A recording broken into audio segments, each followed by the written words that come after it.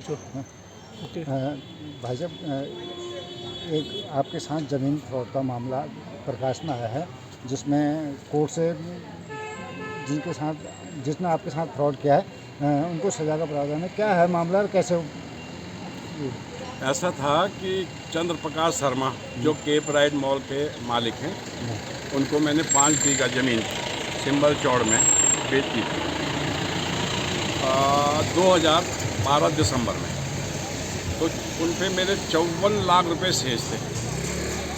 उन्होंने मुझसे कहा कि भाई मेरे पास ये पैसे नहीं हैं, मैं तुम्हें बाद में दे दूंगा। उन्होंने मेरे से एक फ्लैट भी बुक कराया। जिस ज़मीन को मैंने बेची थी उसमें उन्होंने फ्लैट बनाने थे, लेकिन क्या हुआ, उन्होंने सिर्फ कॉलम खड़े करे और फ्लैट बंद कर दिया।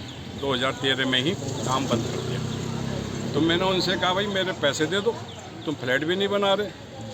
तो उन्होंने एक अपने विजिटिंग कार्ड में लिख के दे दिया कि मैं 12% के हिसाब से आपको पैसे लौटा दूँगा। किंतु जब बार बार मैं आग्रह करने पर भी उन्होंने मेरे को पैसे नहीं दिया, तो मैं रेरा में गया।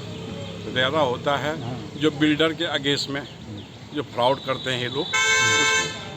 तो जब मैं वहाँ पे गया तो इन्होंने मुझे 10-10 लाख के 5 चेक दे दिए 6 से 9 महीने बाद के।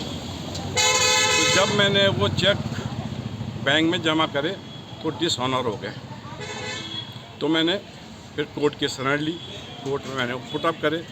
कोर्ट में जब मैंने पुटअप करे तो अपील में चले गए। अपील में उन्होंने कहा कि अपील में जज साहब ने कहा कि हम सीपी शर्मा को, चंद्र प्रकाश शर्मा को, कि आप जो है ड्राफ्ट जमा करो 50 लाख के। किंतु उन्होंने जमा नहीं किए, वो हाई कोर्ट चले गए। हाई कोर्ट वालों ने भी यही कहा कि भाई ये मामला नीचे अदालत का है, आप नीचे जाइए, यहाँ पे नहीं हो सकता।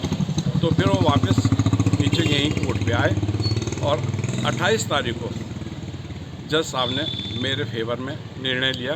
उन पे 10,40,000 रुपये एक्स्ट्रा उन्होंने मुझे देने का कहा, मतलब टोटल 52 लाख रुपए 5 चेकों के, और 10-10 हज़ार के 50,000 उन्होंने सरकार में जमा करने को कहा, सरकारी ऑफिस में।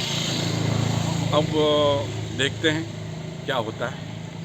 तो आप उनको 1 साल की सज़ा भी सुनाई दी है, कराई गई है। तो आपको लगता है कि आपके साथ पूर्ण न्याय हो गया है? न्याय कहाँ, अगर 2013 से अब तक अगर उसका ब्याज भी लगाया जाए तो वो तो 1 करोड़ से ऊपर बैठता है, लेकिन मुझे ब्याज की एवज में सिर्फ 2 लाख रुपए ही सरकार जज के द्वारा दिया गया, दिलवाने के कहा गया है। ठीक है, थैंक यू।